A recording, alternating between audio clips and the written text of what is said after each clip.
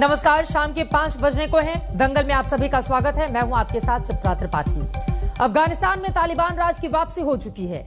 ऐसे में सबसे बड़ा सवाल यह है कि भारत क्या कदम उठाए। क्या तालिबान के साथ कोई रिश्ता या संपर्क स्थापित रखा जा सकता है? कल कतर में भारत के राजदूत दीपक मित्तल और तालिबानी प्रतिनिधि शेर मोहम्मद अब्बास इस्तंगज़ई के बीच मुलाकात हुई थी। यह भारत और तालिबान के बीच पहला संपर्क था। मुलाकात तालिबान की पहल पर हुई और भारत के बयान में कहा गया कि मुलाकात भारत की सुरक्षा चिंताओं के मद्देनजर केंद्रित रही। लेकिन सवाल यहां से यह उठता है कि कल का संपर्क क्या आगे चलकर एक कूटनीतिक मेलजोल में तब्दील हो सकता है? तालिबान अभी भारत की ओर दोस्ती का हाथ बढ़ाता दिख रहा है, लेकिन क्या भारत उस पर भरोसा कर सकता है? खासकर इसलिए क्योंकि तालिबान राज आते ही अलकायदा और जैश ए मोहम्मद जैसे आतंकवादियों का जोश आई है। इसीलिए आज दंगल की बहस का मुद्दा है अफगानिस्तान में तालिबान सरकार। हिंदुस्तान कितना तैयार, इसी पर हम बहस करेंगे। लेकिन उसके पहले यह रिपोर्ट देखिए।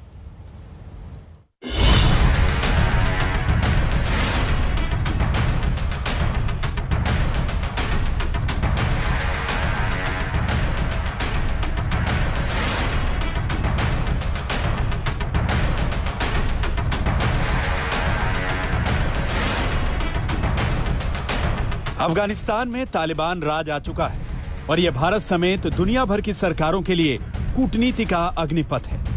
मंगलवार को भारत और तालिबान के बीच पहला सीधा संपर्क स्थापित हुआ है। कतर में भारत के राजदूत दीपक मित्तल तालिबान के राजनीतिक दफ्तर के प्रमुख शेर मोहम्मद अब्बास इस्तंगज़ई से मिले। इस मुलाकात के लिए तालिबान की ओर से पहल हुई और मुलाकात दोहा में भारतीय दूतावास में हुई। भारत के विदेश मंत्रालय के मुताबिक अफगानिस्तान में फंसे भारतीयों की सलामती, सुरक्षा और उनकी जल्द घर वापसी की बातचीत अहम मुद्दा था। भारत आने के इच्छुक अफगानियों, खासकर अल्पसंख्यकों पर भी बात उठी। भारत ने अपनी ये चिंता भी जाहिर की कि अफगानी जमीन का इस्तेमाल भारत के खिलाफ गतिविधियों और अन्य आतंकी करतूतों के लिए न हो। तालिबान ने इन मुद्दों पर सकारात्मक विचार का भरोसा दिया। तालिबान के जिस प्रतिनिधि शेर मोहम्मद अब्बास से भारत के राजदूत मिले, उन्होंने 2 दिनों पहले वीडियो संदेश से भारत से अच्छे रिश्तों का भरोसा दिलाया। लेकिन असली सवाल तालिबान की कथनी और करनी का है। तालिबान का आतंकी चरित्र गया नहीं है और उसके साथ जुड़े संगठन दुनिया के खूंखार आतंकी संगठनों में शुमार होते हैं। अफगानिस्तान में तालिबान राज आने के बाद अलकायदा ने तालिबान को बधाई दी है और बधाई संदेश में ही कश्मीर को आजाद कराने का ख्वाब भी देखा गया है। अलकायदा के संदेश में लिखा गया है, ओ अल्लाह, लीवेंट, सोमालिया, यमन, कश्मीर और अन्य इस्लामिक जमीनों को इस्लाम के दुश्मनों से आजाद करो। ओ अल्लाह, पूरी दुनिया के मुस्लिमों को आजादी दिलाओ। भारत के मोस्ट वांटेड आतंकी जैश ए मोहम्मद चीफ मसूद अजहर ने भी अपनी मैगजीन अल नूर में तालिबान को बधाई दी है और कहा है कि अमेरिका ने सुपर पावर का रुतबा खो दिया। अफगानिस्तान में जो इस वक्त सिचुएशन हुई है और तालिबान का सत्ता हथियाने के बाद में, मैं ये कहूँगा जितनी भी मिलिटेंट ऑर्गेनाइजेशंस हैं, जिसमें सबसे ऊपर अलकायदा है, उसके बाद आईसिस है और बाकी दूसरी हैं, उन सभी को ऑक्सीजन मिली है। जो अभी तक दबे हुए थे, जो अभी तक बिल में बैठे हुए थे, वो अमेरिकन फोर्सेस और नाटो फोर्सेस के जाने के बाद में वो उनको एक नई ऑक्सीजन मिली है, वो बोलना शुरू हो गए हुए हैं। भारत इन सुरक्षा परिस्थितियों से अनजान नहीं। रक्षा मंत्री राजनाथ सिंह ने 2 टूक कहा था कि भारत किसी भी परिस्थिति का मुकाबला करने को तैयार है। पड़ोस के अफगानिस्तान में जो कुछ भी घटित हो रहा है, वह सुरक्षा की दृष्टि से नए सवाल खड़े कर रहा है और वहां के हालात पर हमारी सरकार लगातार नजर बनाए हुए है। नभ, जल, थल, आकाश पाताल, कहीं से भी पैदा होने वाले खतरे से निपटने की हमारी तैयारी हमेशा रहती है। तालिबान राज में भारत के लिए सुरक्षा चुनौती तो है, दूसरी ओर पाकिस्तान, चीन, रूस जैसे देशों की मौजूदगी में नए सिरे से भू रणनीति को तय करना है। अब इसमें तालिबान का भारत को लेकर रुख अहम होगा। फिलहाल तालिबान भारत को साधने में जुटा है, जिसमें उसका हित जुड़ा दिखता है। अफगानिस्तान में बनने वाली तालिबान सरकार भारत के साथ व्यापार भी चाहती है और अच्छे रिश्ते भी चाहती है। उसके कई कारण हैं। दरअसल अफगानिस्तान में सूखे फल जितने भी ड्राई फ्रूट्स हैं, चाहे बादाम हो, अखरोट हो, किशमिश हो या फिर बाकी जो तरह तरह के सूखे फल अफगानिस्तान में जो पैदा होते हैं, उनका सबसे अच्छा और बड़ा बाज़ार हिंदुस्तान ही है और उनकी अच्छी कीमत भी भारत में ही मिलती है। इसलिए अफगानिस्तान चाहता है कि भारत के साथ उसका जो व्यापार है वो जारी रहे। अशरफ वानी, श्रीनगर, आज तक। बहिष्कार, बातचीत या फिर बीच का कोई रास्ता, हिंदुस्तान के सामने ऑप्शन कई हैं। अब सरकार किस पर आगे बढ़ेगी, इसी को लेकर चर्चा हम करेंगे, लेकिन उसके पहले आपको दिखा देते हैं भारत तालिबान संपर्क पर AIMIM के मुखिया असदुद्दीन ओवैसी ने सवाल खड़े किए हैं। वहीं ऐसे नेता उमर अब्दुल्ला ने भी तालिबान पर रुख स्पष्ट करने के लिए कहा है। सुनिए।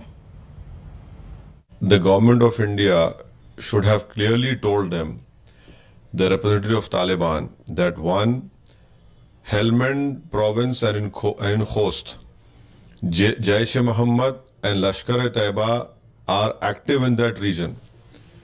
I wished and hoped that the government of India would have clearly told them that in Helmand and in Khost, Lashkar-e-Taiba and Jaish-e-Mohammed are active. Stop those camps.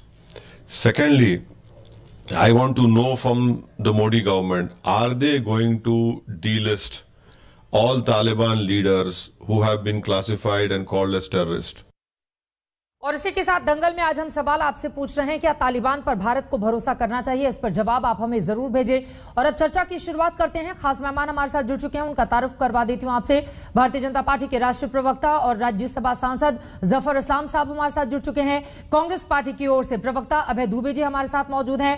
Afghanistan में भारत के पूर्व राजदूत अमर सिन्हा जी इस वक्त हमारे साथ जुड़ चुके हैं और साथ ही मौजूद हैं retired major general Sanjay Mistan ji, रक्षा विशेषज्ञ के तौर पर। लेकिन सबसे पहले आपसे ही शुरुआत करते हुए जफर इस्लाम साहब, जो कल बातचीत हुई है उसके साथ हिंदुस्तान अब कैसे आगे बढ़ रहा है? क्या इसको एक संजीदा कोशिश के तौर पर देखा जाए या कल की बातचीत को बहुत ज्यादा अभी तवज्जो दिए जाने की जरूरत नहीं है? क्या है इस पर पक्ष सरकार का? देखिए, सरकार ने तो अपने पक्ष बिल्कुल साफ तौर से क्लियर कर दिया है कि अभी भी हम जो फॉलो कर रहे हैं वेट एंड वॉच की पॉलिसी। हालात जो है अभी तक सामान्य नहीं हुए हैं, इवॉल्विंग सिचुएशन है। ऐसे में अपने नागरिकों की चिंता करना हमारा कर्तव्य है, हमारा धर्म है। हमारे भारतीय मूल्य के लोग जो हैं उनकी चिंता करना हमारा धर्म है, हमारी सरकार का धर्म है। इसके लिए चाहे बैक चैनल डिप्लोमेसी हो या उनकी पेशकश पे कोई ऐसी अपने सिक्योरिटी से कंसर्न जो भी कंसर्न्स हैं उसको लेके अगर वो हमसे मिलना चाहते हैं तो हम अपनी बात रखने का हमें पूरा क्या बात रखा गया सरकार की ओर से हिंदुस्तान के कंसर्न के हिसाब से? क्या बात वहां पर की गई है तालिबान से? तीन बहुत अहम बातें हैं चित्रा जी। पहली बात कि काबुल और जो अफगानिस्तान की सरजमीन है उससे कोई भी आतंकवादी घटनाएं या कोई भी ऐसी इनिशिएटिव नहीं होनी चाहिए हमारे देश के खिलाफ। कोई भी एंटी इंडिया एक्टिविटीज नहीं होनी चाहिए उस सरजमीन से। वहां से पाकिस्तानी टेररिस्ट को कोई मदद नहीं मिलनी चाहिए। अब पाकिस्तान और पाकिस्तानी टेररिस्ट ऑर्गेनाइजेशन को कोई भी मदद नहीं मिलनी चाहिए। साथ साथ हमारे जितने भी लोग वहां पर हैं उनकी चिंता, उनकी सेफ्टी एंड सिक्योरिटी की चिंता हमारी चिंता, उसके बारे में हमने कहा। ये जो तमाम बातें आप गिना रहे हैं उस बातचीत में तालिबान की ओर से तो पहले ही अपने प्रस्ताव में ये कहा गया है कि हम भारत के साथ अच्छे संबंध चाहते हैं, लेकिन उसकी कथनी और करनी पर कितना भरोसा रखा जाए अपने एक्सपर्ट से हम जानेंगे। लेकिन अभय दुबे जी, कम से कम बातचीत की जो पहल हुई है वो देश के सामने है और क्या बातचीत हुई है हिंदुस्तान के मद्देनजर उसको सरकार ने सामने रख दिया है। क्या है इस पर कांग्रेस पार्टी का पक्ष? चित्रा जी, आज मुझे बहुत दुख इस बात का है कि 130 करोड़ की सनातन सभ्यता का भारत एक आतंकवादी संगठनों के सम्मुख घुटने टेक रहा है। अरे प्रधानमंत्री मोदी जी, जहां पना कहां हैं आप? और ये बात आज से प्रारंभ नहीं हुई, मैं पहले दिन से कह रहा हूं कि 29 फरवरी को जो 2020 को एग्रीमेंट हुआ है उसमें यह तय कर दिया गया था कि 5000 आतंकवादी छोड़ेंगे, वहां पर इनकी सत्ता की शेयरिंग होगी। और जो असदुद्दीन ओवैसी साहब प्रश्न पूछ रहे थे ना कि क्या डिलिस्टिंग होगी, तो इस एग्रीमेंट में लिखा है साहब इंट्रा अफगान निगोशिएशंस के बाद उसकी डीलिस्टिंग कराई जाएगी। इस एग्रीमेंट पर भारत कहता है कि तालिबान के अफगानिस्तान में आ जाने से वहां शांति स्थिरता के सुअवसर पैदा होंगे। फिर भारत की सरकार जवाब देती राज्यसभा में कि external affairs minister participated in inaugural function of intra Afghan negotiations in Doha held in सितंबर 2020। वहां पर तालिबान मौजूद था। कतर के स्पेशल एनवॉय कॉन्फ्लिक्ट रिजोल्यूशन मजीद अल कतनी कहते हैं। तो आप ये कह रहे हैं कि दरअसल घुटने टेक दिए हैं सरकार ने तालिबान के सामने। अब आप आगे बताइएगा कि तालिबान का क्या फिर बहिष्कार कर देना चाहिए? इस सवाल का जवाब आप दीजिएगा। बाकी दोनों खास मेहमान रहेगी कमेंट में ले लूं क्योंकि वो एक्सपर्ट हैं। अभय जी मैं आऊंगी आपके पास। अमर सिन्हा जी, अभय दुबे जी कह रहे हैं कि हमने तालिबान के सामने घुटने टेक दिए हैं। आप किस तरह से देख रहे हैं? कल की बातचीत को किस तरह से लिया जाए? देखिए, मैं इसमें पॉलिटिक्स नहीं लाना चाहता हूं, वो उनका नजरिया है, लेकिन जो उन्होंने जो अग्रीमेंट दिखाया उस अग्रीमेंट को यूएन सिक्योरिटी काउंसिल ने अडॉप्ट किया है। वो अमेरिका ने जो किया था तालिबान के साथ। और ये भी बात सच है कि हमारे विदेश मंत्री वहां गए क्योंकि जब इंट्रा अफगान टॉक्स शुरू हुए तब हम लोग गए थे ब्लेस करने एज रीजनल पार्टी कि हम भी वहां शांति चाहते हैं। तो आप बताइए, जब दो अफगान पक्ष आपस में बात कर रहे हैं तो हम उसमें क्या करें? ये तो पुरानी कहावत है कि जब मियाँ बीवी राजी तो क्या करेगा काजी। क्या हम अलग बैठे रहें या बारात में शामिल हो और उसको उस समझौते को और बढ़ावा दें कि वहां मारकाट नहीं, वो शांति हो, वहां दोनों गुट मिले? और ऐसा हुआ नहीं। अब हमारे पास क्या विकल्प बचे हैं कि भाई हमारी जो सिक्योरिटी है, कंसर्न्स जो हमारे सिटीजन्स हैं, वो सबसे ज्यादा इंपॉर्टेंट है और वो किसी भी रिजीम से अगर हमें बात करनी पड़ी तो हमें करनी चाहिए। बिल्कुल बिल्कुल जी, ये महत्वपूर्ण बात आपने कही है कि क्या चूंकि अगर सिक्योरिटी के मद्देनजर हमें अपने हितों की रक्षा करनी है तो किसी से भी बातचीत अगर हो तो हमें करनी चाहिए। मेजर जनरल संजय मिश्रण जी, मैं आपका रुख करते हुए, भारत के पास ऑप्शन भी क्या है? ये भी अपने आप में सवाल खड़े होते हैं ना, क्योंकि तालिबान ने जिस तरह से कब्जा किया है वो लगातार एक संकेत दे रहा है कि 20 साल पुराने तालिबान और आज के तालिबान में फर्क है। हिंदुस्तान के पास ऑप्शन क्या है? अगर वो बातचीत नहीं करे तो फिर क्या करे? और कल की बातचीत को आप किस तरह से देख रहे हैं जो तालिबान के साथ हुई है? देखिए चित्रा, हर चीज देखी जाती है आज की तारीख में हालात किस प्रकार है, सबसे जरूरी चीज वो है। बिल्कुल। हालात ये है कि ये इनिशिएटिव तालिबान की तरफ से लिया गया है। नंबर 1, आप देखिए कि ये 4-5 दिन से उनके कई सीनियर लीडर्स स्टेटमेंट देते जा रहे हैं कि हमें इंडिया से मदद चाहिए वगैरह वगैरह, जो भी स्टेटमेंट दे रहे हैं। और ये भी जो लेटेस्ट प्रहार थी, ये इसने शेर मोहम्मद स्टेडिक्साई ने किया था कि हम मीट करना चाहते हैं। तो इनिशिएटिव उनका है। अब इंडिया क्या करे? या तो हम बिल्कुल बात ही ना करें। मेरे ख्याल इस हालात को देखते हुए इंडिया को एक कॉन्टैक्ट जरूरी था जो हमने किया, और उस कॉन्टैक्ट में, ये बातचीत नहीं मैं बोलूंगा, इसको कॉन्टैक्ट बोलेंगे, इंडिया को फॉर्मली जो कन्वे करना था वो कर दिया है। देखिए, सबसे पहले है हमारा नेशनल हित, नेशनल इंटरेस्ट। बिल्कुल, हमारा नेशनल इंटरेस्ट जो डिक्टेट करता है वैसी ही पॉलिसी बनेगी और बननी चाहिए। तो नेशनल इंटरेस्ट आज की तारीख में है कि हमारी इंडिया में, हमारे देश में कोई भी अटैक नहीं होना चाहिए, कोई भी ये टेररिस्ट एक्टिविटी नहीं होनी चाहिए। इसमें मैं एक और ऐड करना चाहूंगा कि साथ ही साथ हमको ये बोलना चाहिए था, ना कि अफगानिस्तान, मैं तो बोलता हूं पूरे अफगानिस्तान पाकिस्तान के इलाके से कोई भी अटैक की योजना या प्लानिंग या कोई कार्रवाई नहीं होनी चाहिए, क्योंकि देखिए सारा हाथ तो ये पाकिस्तान का है। तो तालिबानी तो उनको बताएगी। और पाकिस्तान इसीलिए तो बहुत ज्यादा खुश हो रहा है ना तालिबानी शासन के। तो अभय दुबे जी, अब सीधे आपका रुख करते हुए, क्योंकि पाकिस्तान से हम बातचीत तभी करेंगे जब आतंकवादी गतिविधियों को वो पूरी तरह से रोक देगा। अब तालिबान को लेकर अगर तालिबान की ओर से बार बार प्रस्ताव रखा जा रहा है कि हिंदुस्तान हमसे बातचीत करे, पहले में आज के तालिबान में फर्क है, हम हिंदुस्तान के साथ अच्छे संबंध चाहते हैं। तालिबान ने कश्मीर मसले पर भी कहा है कि भारत और पाकिस्तान के बीच का यह मसला है, इसमें हमारी किसी भी तरह की कोई दखलंदाजी नहीं रहेगी। तो क्या ऐसे में बहिष्कार कर देना चाहिए? तालिबान कहता रहे कि वो हमसे अच्छे संबंध चाहता है, क्योंकि अब उस बड़े मुल्क पर उसकी हुकूमत है। तो किसी भी हुकूमत को क्या भारत सरकार, क्या हिंदुस्तान नजरअंदाज कर सकता है? अभय दुबे जी। चित्रा जी, आपने कहा हाँ फर्क तो है पहले के तालिबान में और अब के तालिबान में। लेकिन उसके पहले मैं एक बात बताऊं कि एक घटना और घटित हुई है। यूनाइटेड नेशन सिक्योरिटी काउंसिल की अध्यक्षता का 31 अगस्त हमारा आखिरी दिन था।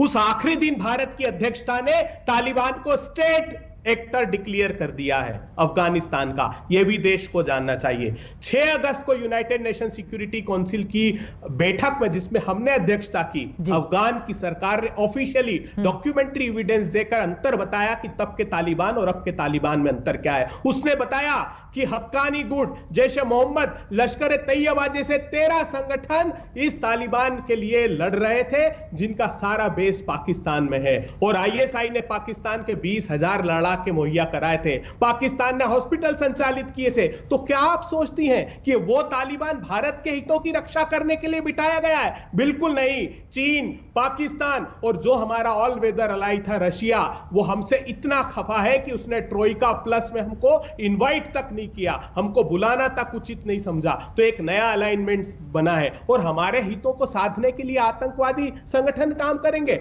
हमको इस गलतफहमी में बिल्कुल नहीं रहना चाहिए। पहले दिन से ये जो नमस्ते ट्रंप और अब की बार ट्रंप सरकार के आगे घुटने मोदी जी ने टेके, उसके परिणाम हमको भुगतने पड़ रहे हैं। तालिबान पे रहते हैं ना, तालिबानी शासन को लेकर ही बातचीत करते हैं, ट्रंप पर नहीं जाते हैं। अब जवाब दीजिए जफर इस्लाम साहब, वो कह रहे हैं ठीक है। सुनिए ना, आखिरी बात जल्दी से, ठीक है। कह रहे थे कि मियां अमर सिन्हा साहब कह रहे थे मियां बीबी राजी तो क्या करेगा काजी। अरे साहब, मियां बीबी के संबंध तो भारत और अफगानिस्तान के थे, अमेरिका तो ससुर था वहां पर, क्योंकि अमेरिका ने तो साफ कह दिया कि Afghanistan was never about the nation building, लेकिन हम नेशन बिल्डिंग के लिए लगे थे। हमने सड़क से संसद तक बनाई थी वहां, इसलिए हमारे कंसर्न्स थे वहां पर, जिसके साथ समझौता किया मोदी। तो क्या करते हैं अभय दुबे जी? सवाल का जवाब आप दीजिएगा, लेकिन उसके पहले जो आपने कहा है उस पर जवाब ले लेती हूं। जफर इस्लाम साहब वो कह रहे हैं एक आतंकवादी गुट जिस तरह का तालिबान का रवैया रहा है, उसकी कथनी और करनी में फर्क रहा है, उसके साथ हम अपने हितों को जोड़कर कैसे देख सकते हैं? इस पर क्या है जवाब आपका जफर इस्लाम साहब?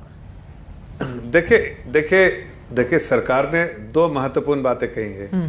सरकार ने कोई पुष्टि नहीं की कि हमारे कैसे संबंध आगे होंगे, किस तरह के संबंध रखना चाहते हैं, लेकिन और किस तरह के संबंध रखने चाहिए। ये सारी चीजें जो है वो बहुत साफ तौर पे वाज़ेह होगी जब बिल्कुल सामान्य स्थिति हो जाएगी। इस वक्त जो है सामान्य स्थिति नहीं है, बहुत ही फ्लूइड सिचुएशन है, हर दिन हालात चेंज होते रहते हैं। ऐसे में ग्लोबल कम्युनिटी के भी रुख को देखना पड़ेगा। इंडिया आइसोलेशन में पूरे ग्लोबल कम्युनिटी का पार्ट है, इंडिया आइसोलेशन में एग्जिस्ट नहीं करता है। हम टेररिज्म के खिलाफ लड़ते थे, लड़ते हैं, लड़ते रहेंगे। हमारी जो स्टैंड है वो बराबर रही थी और बराबर रहेगी। लेकिन कूटनीति जो है वो अलग चीज है।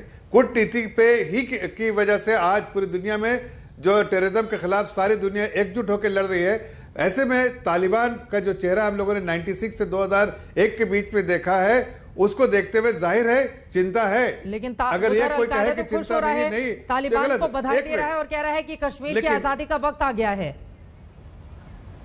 तो अलकायदा जैसे गुटों से भी तो उसका संबंध और संपर्क है, उससे कैसे निपटेंगे? आज देखिए पूरे दुनिया में किस तरह से दुनिया अफगानिस्तान को देख रही है, तालिबान को देख रही है, उस चीज को हम भी बहुत गौर से और नजदीक से देख रहे हैं। जाहिर है इसकी क्लैरिटी आएगी जब स्थिति समान होगी। लेकिन इतना जरूर कहना चाहता हूं कि भारतीय जनता पार्टी और एनडीए की सरकार देश के हित को कभी कमजोर नहीं करेगी, देश को मजबूत बनाने का काम करती है। अभय दुबे जी इस बात का वो भरोसा दे रहे हैं। और इसके साथ ही अभय दुबे जी इस बात को भी क्या समझने की जरूरत है कि अफगानिस्तान तालिबान के साथ जो बातचीत हुई है उसको एक बातचीत या फिर भारत के आतंक पर दो टूक के तरीके पे भी तो समझा जा सकता है ना, कि आतंक के मसले पर हिंदुस्तान ने अपना रुख साफ कर दिया है कि किसी भी तरह का कोई कॉम्प्रोमाइज उसको बर्दाश्त नहीं किया जाएगा। इस चश्मे से क्या इसको देखे जाने की जरूरत है? मैं तो हतप्रभ हूं। हाँ। भारत की सरकार ने बयान जारी करके बताया, मिनिस्ट्री ऑफ एक्सटर्नल अफेयर्स ने, कि हमारे एम्बेसडर की दोहा में कतर में मुलाकात हुई तालिबान के लोगों से, लेकिन और तालिबान के बुलावे पर। तो क्या कोई आमंत्रित करता है तो वो खुद के एजेंडे पर बात करेगा या भारत के? सिर्फ भारत ने यह पक्ष बताया कि हमारी लोगों की सुरक्षित वापसी, अरे भारत की सरकार को शर्म आनी चाहिए। जब एयर स्पेस बंद हुआ उसके 3 दिन पहले तक आपने एडवाइजरी जारी की कि कमर्शियल फ्लाइट की अवेलेबिलिटी को तय करके आप खुद वहां से आ जाइए, जबकि इतिहास साक्षी है 1990 के दशक में Guinness book of world record बना कि 1,70,000 लोगों को एयरलिफ्ट करके हिंदुस्तान लाया अगर गया। आपकी बातों से अभय दुबे जी ये निष्कर्ष निकल रहा है कि हिंदुस्तान के लिए स्थिति बेहद निराशाजनक है, क्या करना चाहिए फिर भारत सरकार को? बिल्कुल, क्या मैं तो आपसे पूछता हूं, क्या हक्कानी जो सिराजुद्दीन हक्कानी है उसका मुखिया जिसके पिताजी थे जब हम 24 दिसंबर 1999 को अजहर मसूद को छोड़ने गए वहां वो हैंडल कर रहे थे, क्या ये नेक्सस साफ दिखाई नहीं दिया भारत की सरकार को? तो ये इतिहास दोहराया जाने वाला है। अभी क्या करना चाहिए? बहिष्कार कर दिया जाए तालिबान का या बातचीत जारी रखी जाए? कोई जवाब नहीं इनके पास। बीच का रास्ता है देश के लोगों को नहीं, अपने देश के लोगों को सुरक्षित ना करें। मैं इनसे सवाल करता हूं, उनकी चिंता नहीं करनी चाहिए, जो भारत मुल्क के लोग हैं उनकी चिंता नहीं करनी चाहिए। ये देश क्षमा नहीं अरे सब आपको वहां के हालात के बारे में मालूम है, आप पढ़ लिख के आते, खाली आप 2-4 आर्टिकल पढ़ के आते हैं, हकीकत से आपको कोई हकीकत नहीं मालूम है। माफ कीजिएगा, मैं बड़े कठोर शब्दों में कहता हूँ कि आप 2-4 जो है 2-4 आर्टिकल पढ़ के पाकिस्तान के यहाँ उछलने लगते हैं। अरे पाकिस्तानी आर्टिकल पढ़ना कीजिए, जो हकीकत है उसको जानने का कोशिश कीजिए। और ये बताया कि वहां कंपनियों ने पासपोर्ट रख लिए नागरिकों के, वो आने नहीं दे रही है, फिर भी आपने इनिशिएट नहीं किया। अब भारत को बुरी परिस्थिति में फंसाकर आप हमसे पूछते हैं, प्रतिपक्ष से पूछते हैं कि क्या करना चाहिए। सरकार ने इस परिस्थिति में डाला, ये अक्षम्य अपराध आपने किया। सरकार ने इस परिस्थिति में डाला, सरकार ही निकाले, वो कह रहे हैं।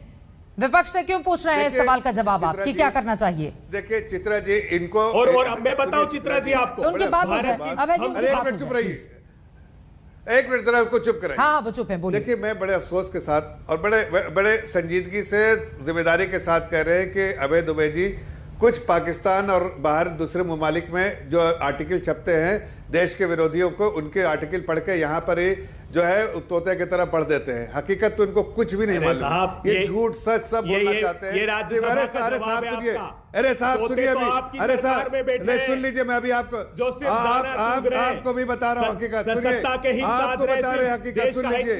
अरे सुन तो लीजिए, आज हमारे लोग सुरक्षित वहां पर महसूस कर रहे हैं और जो लोगों को सुरक्षित लेकर आए, कितने लोग सुरक्षित वहां से निकालना, हम लोगों ने सबको सुरक्षित निकाला, और जो लोग नहीं आना चाहते हैं। ठीक है, लेकिन आगे क्या करना चाहिए ये अपने आप में बड़ा सवाल है ना। ठीक है, अपने दोनों मेहमानों के पास अमर सिन्हा जी, मुझे एक ब्रेक के लिए रुकना पड़ा है। मैं आपसे गुजारिश करूंगी कि थोड़ी देर के लिए आप हमारे साथ और बने रहेंगे तो कम से कम बीच का रास्ता किस तरह से निकाले हिंदुस्तान, इस बात पर हम चर्चा को आगे बढ़ाएंगे। लेकिन उससे भी बड़ा सवाल यह है, पाकिस्तान जिस तरह से खुश है, जिस तरह का जश्न मनाया जा रहा है पाकिस्तान के अलग अलग हिस्सों में तालिबानी सत्ता को लेकर, यकीनन इसका फायदा उठाकर कश्मीर में एक बार फिर से अपनी ताकत को बढ़ाने का वो काम करेगा, आतंकवादियों के जरिए अस्थिरता पैदा करने की कोशिश करेगा। ऐसे में क्या हिंदुस्तान तालिबान को पूरी तरह से नजरअंदाज कर सकता है या फिर वास्तव में हिंदुस्तान के कंसर्न के मद्देनजर, अपने हितों और अपनी संप्रभुता की रक्षा के मद्देनजर उससे बातचीत आगे भी इसी तरह से करनी चाहिए जैसा कि कल दोहा में, कतर में हुआ है। यहीं से चर्चा में आगे बढ़ेंगे। एक छोटे से ब्रेक के बाद हम फौरन हाजिर होंगे, कहीं जाएगा मत,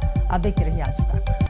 दुनिया भर के जिहादियों में नया जोश भर दिया है तालिबान की वापसी ने। ऐसे में बड़ा सवाल है, कल जो भारत और तालिबान के बीच बातचीत हुई है उसके जरिए क्या संकेत और संदेश समझे जाए। अमर सिन्हा जी, सीधे आपका रुख करते हुए, मुझे पता है कि आपको जरूरी काम से बाहर जाना है, लेकिन आप अफगानिस्तान में भारत के पूर्व राजदूत रहे हैं। ऐसे में बड़ा सवाल यह है, तालिबान का वो कौन सा डीएनए है जो हिंदुस्तान को बड़ा नुकसान पहुंचा सकता है? और मौजूदा स्थिति में, चूंकि आपकी बातें बहुत ज्यादा मायने रखेंगी, ऐसे में सरकार के लिए क्या सबक और सीख होनी चाहिए जिसके जरिए हिंदुस्तान के कंसर्न के मद्देनजर वो आगे बढ़ पाए?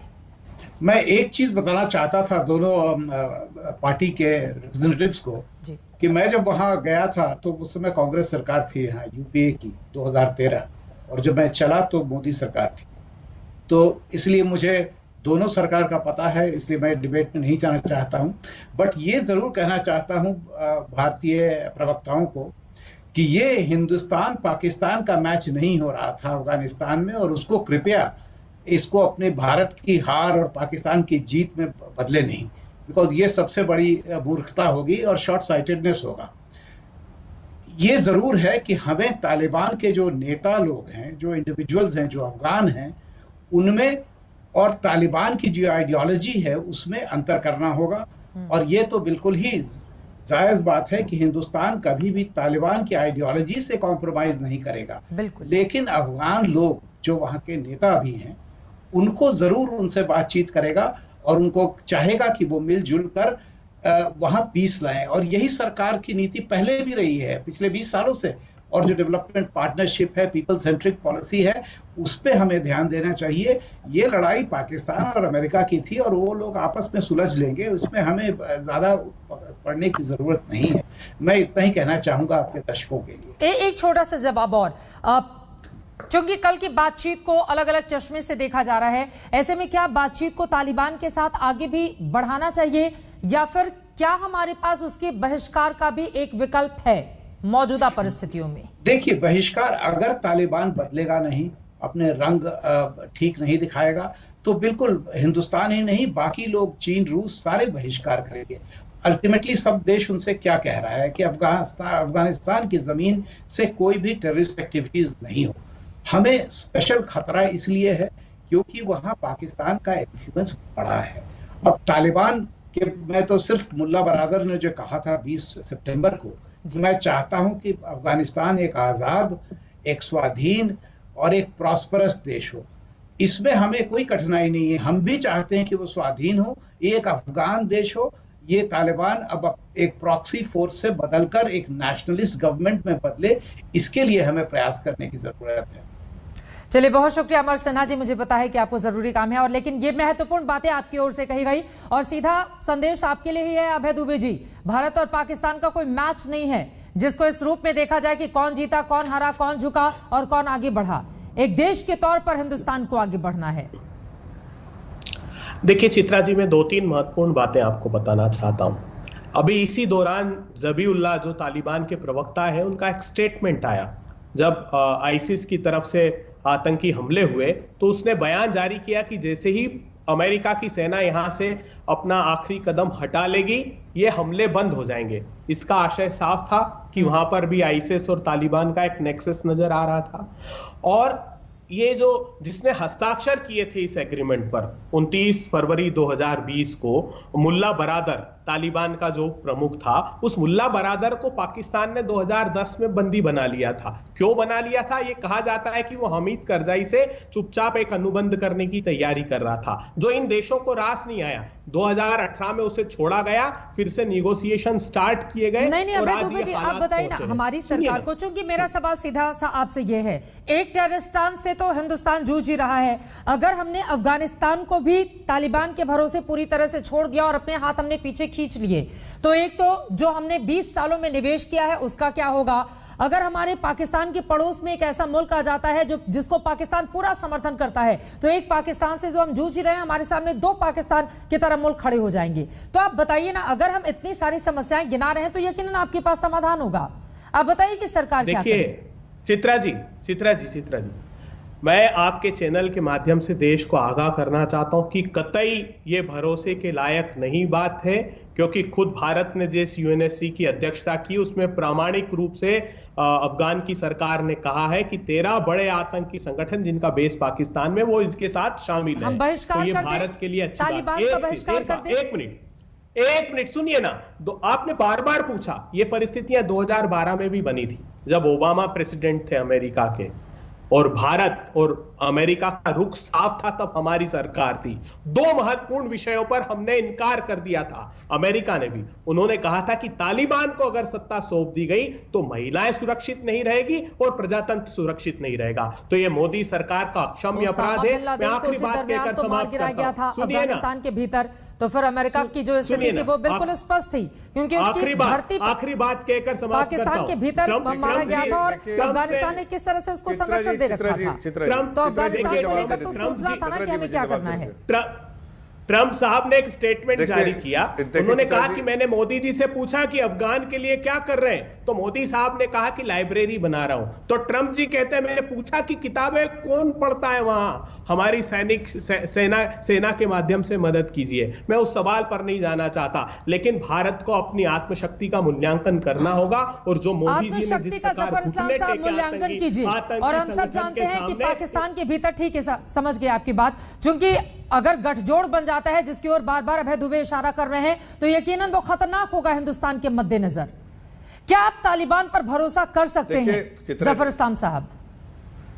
देखिए चित्रा जी, जैसा मैंने कहा कि वो ठोस जो हमारे स्टैंड होंगे, जो कूटनीति होगी, उसका जाहिर है खुलासा हम बाद में करेंगे जब सामान्य स्थिति होगी। लेकिन आज मैं इतना ज़रूर कहना चाहता हूँ कि यूपीए का समय जैसे भारत को ट्रीटमेंट मिलता था आज आप देश से माफी मांगिए, आज वो नहीं, ये कमजोर। अरे चुपचाप रहिए, चुपचाप रहिए, बता रहे थे ये कमजोर देश। एक मिनट, उनकी बात सुन लीजिए अभय जी, उनकी बात सुन लीजिए, क्योंकि आपने बहुत सारे सवाल खड़े किए हैं, तो एक बार उनकी बात सुन लीजिए। क्योंकि यहाँ पर बीजेपी वर्सेस कांग्रेस की लड़ाई नहीं है, यहाँ पर हिंदुस्तान को, एक मुल्क को फैसला करना है कि वो किस तरह से आगे बढ़ना है। ठीक है, और ये बोलिए जफर। मैं ये कह रहा हूँ कि देखिए, मैं चित्रा जी, मैं ये कह रहा हूं कि भारत जो है ये यूपीए के समय का भारत नहीं है, कमजोर देश जिसको देखा जाता है, थर्ड वर्ल्ड कंट्री या कमजोर देश। आज भारत मजबूत देश है, स्ट्रांग नेशन के गिनती में आता है, उस कड़ी में आता है, और अपनी रक्षा करना जानता है।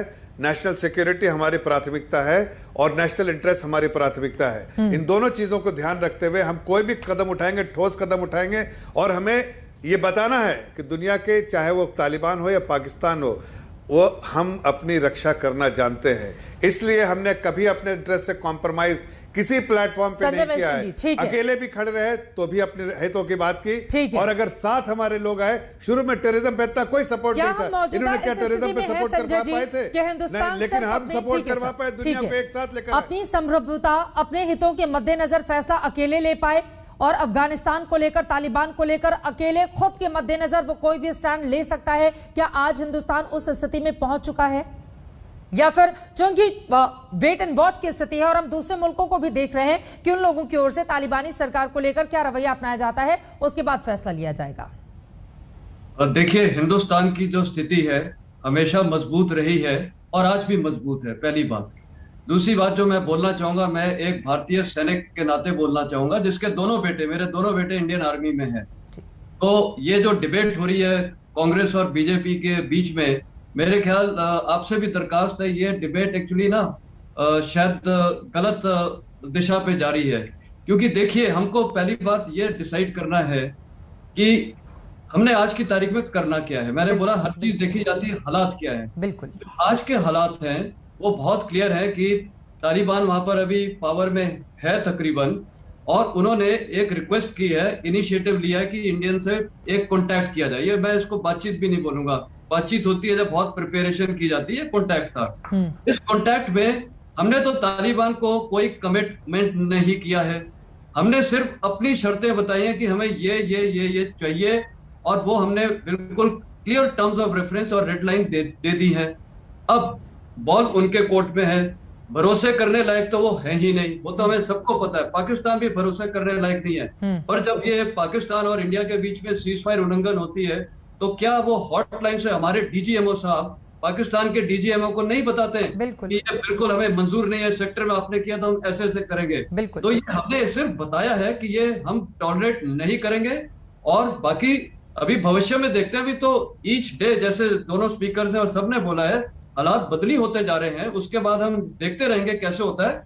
पर अभी हमने बस इतना ही किया है कि हमने तो कोई उनको नहीं बताया उनसे कि कोई शर्तें तो हमने उनकी नहीं मानी, हमने तो अपनी चीजें बताई हैं। लेकिन हम कब तक इस पोजीशन में रहेंगे संजय साहब, ताकि वेट एंड वॉच वाली पोजीशन हमारी बरकरार रहे? क्योंकि वहां पर जितनी तेजी से सत्ता परिवर्तन हुआ, जितनी तेजी से वहां के राष्ट्रपति भागकर दूसरे मुल्क पहुंच गए, अफगानी लोग अफगानिस्तान किसी भी कीमत पर छोड़ देना चाहते थे, उतनी तेजी से किसी ने अनुमान भी नहीं लगा कर रखा होगा। तो क्या हमारे पास भी एक समय सीमा होनी चाहिए कि इतने समय तक हम इंतजार करेंगे कि क्या हमें फैसला लेना है, या एक समय के बाद हिंदुस्तान को यह डिसीजन लेना ही पड़ेगा कि तालिबान को लेकर वो किस तरह से आगे बढ़ता है? देखिए, मैं ये वेट एंड वॉच शब्द शायद नहीं बोलना चाहूंगा। मैं बोलना चाहूंगा कि हालात देखते हुए, आपको एक थोड़ा सा एक ऐसा एग्जांपल देता हूं। पंजशीर वैली में अभी रेजिस्टेंस मूवमेंट चल रहा है। बिल्कुल, तालिबान के पास क्या क्या ऑप्शन है, या तो वो रेजिस्टेंस को क्लियर करे, या वो बातचीत करे, या थोड़ा प्रेशर डाले। अगर वो उनको क्लियर करता है अटैक द्वारा, तो ये उनके अगेंस्ट ही जाएगा। तो तालिबान भी इस चीज को स्टडी कर रहा है कि हमारे पास ऑप्शंस क्या हैं। इसी प्रकार इंडिया के पास रोज नए नए ऑप्शंस आएंगे। तो अभी तक जितना हुआ है, मेरे ख्याल वो सब कुछ ठीक है। हमने अपनी रेड लाइंस बता दी हैं कि हमें एक्सेप्टेबल नहीं है। अब ये टेरिटरी, मैं तो बोलूंगा उनको ये भी बताना चाहिए कि कोई वो पाकिस्तान के नुमाइंदे पाकिस्तान की आर्मी और ISI को कंट्रोल करें कि आप इंडिया के साथ छेड़खानी नहीं करेंगे। ये एक क्लियर मैसेज उनको जाना चाहिए, और जहां वो करते हैं हम बिल्कुल उनसे संपर्क बंद कर देंगे। तो हर चीज है उनके एक्शंस पे हमारे मतलब उनके जो हरकतें होंगी हम उसी मुताबिक अपनी पहल करते रहेंगे। उनके एक्शन के बाद ही हमारा रिएक्शन डिसाइड होगा। और इसी सवाल के साथ जफर साहब आपके पास आते हुए, क्योंकि जो दोस्ताना रवैया आतंकवादी संगठनों के साथ रहा है तालिबान का, वो किसी से छिपा नहीं है। लश्कर बधाई दे रहा है, कश्मीर की आजादी की बात कर रहा है, जैशे मोहम्मद या उससे जुड़े हुए आतंकवादी, तमाम अलग अलग जो आतंकवादी संगठन है उनके अंदर भी एक अलग तरह की ऐसा लग रहा है कि ऊर्जा आ गई है तालिबान के सत्ता परिवर्तन के बाद। तो उससे भी निपटना होगा, इस बात का अंदाजा है। इसी वजह से अब आगे किस तरह से, चूंकि मैं अब 2019-20 का जो द्विपक्षीय व्यापार हमारा है उसका मूल्य लगभग 1.3 अरब डॉलर का है, जिसमें अफगानिस्तान का निर्यात लगभग 50 करोड़ डॉलर का है। तो बहुत सारी ऐसी बातें हैं जिसके मद्देनजर हमें आगे बढ़ना होगा। इसको लेकर सरकार कैसे चलेगी फिर? देखिए चित्रा जी, सरकार जाहिर है चिंतित होगी। ऐसे जो अचानक अमेरिका के भाग जाने से, छोड़ के जाने से, वहाँ जिस तरह से हालात पैदा हुए उससे चिंता तो बढ़ी है, उसी हिसाब से जिम्मेदारियां भी बढ़ी हैं। हालात को मद्देनजर रखते हुए सरकार फैसला भी लेगी, फैसले लेगी। जाहिर है उसमें ग्लोबल कम्युनिटी को भी ध्यान में रखना पड़ेगा। आप कूटनीति अकेले नहीं करते, आप कूटनीति जब कहते हैं तो जाहिर है दूसरे देशों के साथ मिलकर करते हैं। भारत के लिए सिर्फ तालिबान ही एक चीज़ है ऐसा तो नहीं। भारत ग्लोबल प्लेटफॉर्म पे बहुत सारे चीज़ों में आगे बढ़ रहा है। आगे बढ़ने के को ऐसा तो नहीं कि हम पीछे खींच लेंगे, ग्लोबल कम्युनिटी से बिल्कुल हट के बात करेंगे। जाहिर है हमको सब कुछ देखते हुए और टेररिज्म पे जिस तरह बहुत सारी बातों का ध्यान रखना होता है। वक्त की कमी है। अभय दुबे जी, क्लोजिंग कमेंट आपसे मैं चाहूंगी। अभय दुबे जी, हम अमेरिका तो है नहीं कि अपना बोरिया बिस्तर बांधा और यहाँ से निकल गए, चूंकि हम सब इसी क्षेत्र के हैं। तो ऐसे में अफगानिस्तान को पूरी तरह से दरकिनार क्या हिंदुस्तान कर सकता है, जो बातें आपकी ओर से बार बार बताई जा रही हैं? नहीं, अमेरिका रातों रात नहीं भागा। सब कुछ स्क्रिप्टेड था इस एग्रीमेंट में। और इस एग्रीमेंट की एक लाइन मैं बता देता हूं कि वो ये तक कह रहा है कि यूनाइटेड नेशन सिक्योरिटी काउंसिल से डीलिस्टिंग भी कराई जाएगी। अभी आगे की प्रक्रिया यही है। हमको जो मुसीबत में डाला मोदी सरकार ने, हम कहीं के नहीं रहे। अमेरिका ने जो अभी 15 अगस्त को बयान जारी किया था 125 देशों के साथ, उसमें से कौन सी मुसीबत आपको दिखाई दे रही है सामने? मैं बता रहा हूं ना आपको, सुनिए तो सही। एक अलाइनमेंट जो है रशिया, चाइना, पाकिस्तान, ईरान, ये अलग बन गया जिसमें भारत नहीं है। अमेरिका ने 125 देशों का एक स्टेटमेंट जारी किया जिसमें से भारत को बाहर सुब्रमण्यम स्वामी ने ये ट्वीट करके जानकारी दी। तो ये मोदी सरकार की नाकामी है जिसका खामियाजा भ्रम फैलाने का काम कर रहे हैं आप और राहुल गांधी, पूरी कांग्रेस पार्टी भ्रम फैलाने का। बहस तो इस पूरे मामले में होती रहेगी, लेकिन अपने आप में बड़ा सवाल है। देखिए, बीजेपी वर्सेस कांग्रेस की लड़ाई नहीं है, एक मुल्क को तय करना है, हिंदुस्तान को तय करना है कि उसके अफगानिस्तान के साथ अब रिश्ते कैसे होंगे तालिबानी हुकूमत के साथ। तालिबान बदल रहा है जिसके वो संकेत दे रहा है। इसी वजह से कल उसके ऑफर पर भारत सरकार की ओर से बातचीत भी की गई है। लेकिन अब यहां से आगे क्या बातचीत आगे भी जारी रहेगी? तालिबान का डीएनए क्या किसी भी तरह से हिंदुस्तान को नुकसान नहीं पहुंचाएगा और अफगानिस्तान की जमीन का इस्तेमाल हिंदुस्तान के खिलाफ नहीं होने दिया जाएगा तालिबान की ओर से? बहुत सारे सवाल ऐसे हैं जिनका जवाब भविष्य में छिपा है। इस पर लगातार रहेगी आज तक की नजर। एक छोटे से ब्रेक के बाद हम फौरन लौटेंगे, लेकिन आज के सवाल पर दर्शकों के क्या मिले हैं जवाब दिखाएंगे इस ब्रेक के बाद। कहीं जाएगा मत, आप देखते रहिए आज तक। आज दंगल में हमारा सवाल था, क्या भारत को तालिबान पर भरोसा करना चाहिए? आपके जो जवाब हमें मिले हैं, सिर्फ 2% लोगों ने हाँ कहा है, जबकि 98% लोगों ने नहीं कहा है। लेकिन सवाल यह है कि अगर भरोसा नहीं करे सरकार तो फिर आगे क्या करे? इस पर लगातार रहेगी आज तक की नजर। इसी के साथ दंगल में आज के लिए बस इतना ही। देश और दुनिया की बाकी खबरों के लिए आप देखते रहिए आज तक। आज तक बेमिसाल 20 साल।